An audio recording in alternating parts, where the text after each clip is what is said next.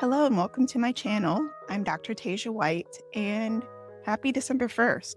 So if you are new to my channel, welcome. If you are not new to my channel, then welcome back. So if you've been following along with me, you know that December 1st is the start of my 12/12 birthday countdown. And so for those who are new, let me give a little bit of backstory. So back in 2012, I started doing a birthday countdown to December 12th, which is my birthday. It's sort of an opportunity for me to reflect on what's important to me at that time. I typically have some kind of theme that I follow. And so for the last 4 or 5 years, I've been doing my 12/12 countdown on my channel. And so this year will be no different. And so with that, my theme for this year is 12 hard truths. And part of the reason why I decided to focus on that this year is because next year I will be celebrating a very significant milestone.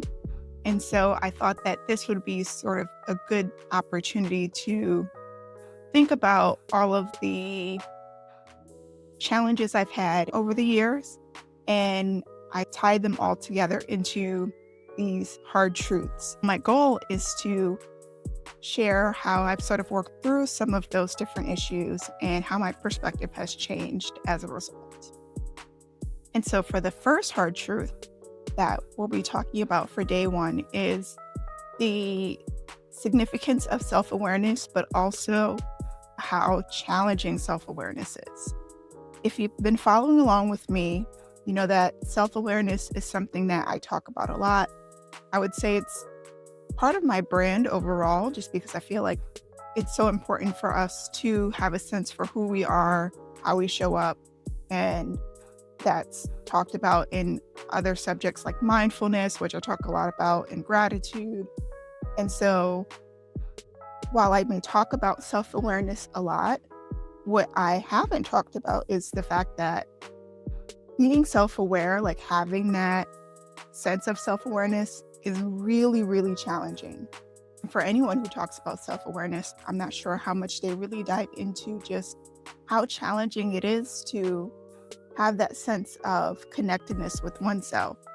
So when it comes to self-awareness, there are some practices and routines that I have in place to help keep me grounded. Meditating every morning, expressing gratitude, journaling, and just having time for myself. I appreciate having those practices. I feel like they are really good in terms of my day-to-day, especially when it comes to interacting with different people. I really find a lot of comfort and stability in those practices.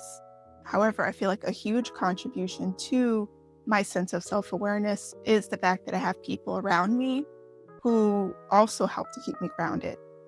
I really want to talk a little bit more about that. So while it's good to have these practices that help to keep me on track, I cannot thank the people around me enough who help to contribute to my sense of self-awareness.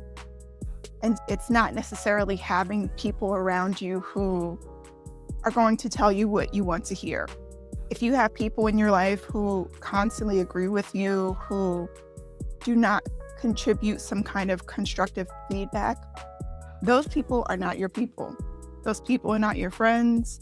Those people do not want to see you succeed. Because at the end of the day, nobody's the same. Nobody's perfect. Or maybe you just need to expand your circle a little bit. But what I found is that having people who understand who I am as a person, understand my approach, but also are not afraid to hold me accountable. We're not afraid to say, you know what, that's not necessarily the best idea, or consider this perspective.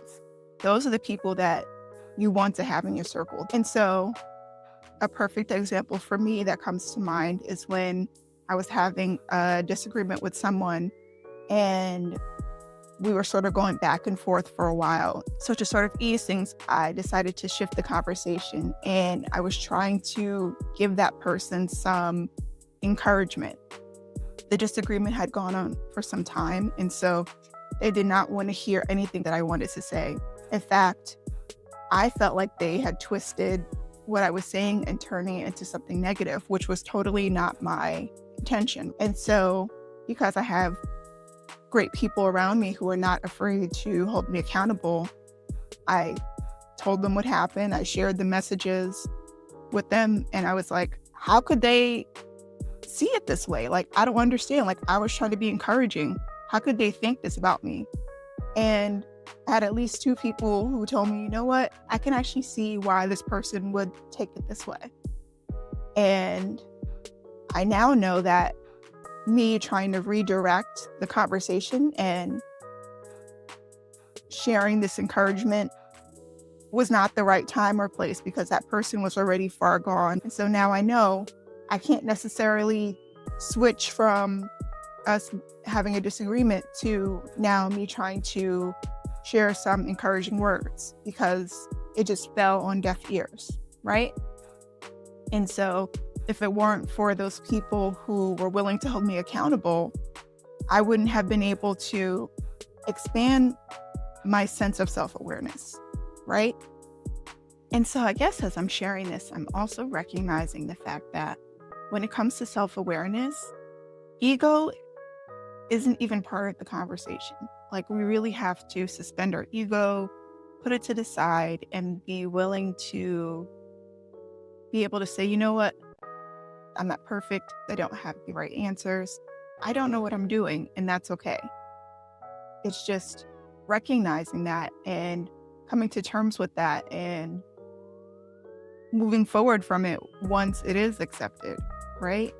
And so when it comes to self-awareness, it's not just about how we show up, but it's also about holding ourselves accountable in a really intentional way, and then having the right people around us to also hold us accountable.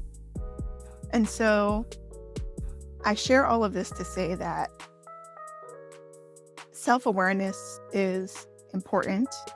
I talk about that a lot.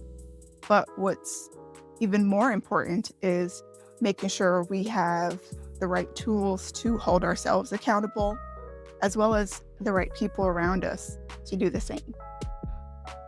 And so that is today's hard truth. I hope it was helpful, and I will see you here tomorrow for day number 2. Okay? See ya.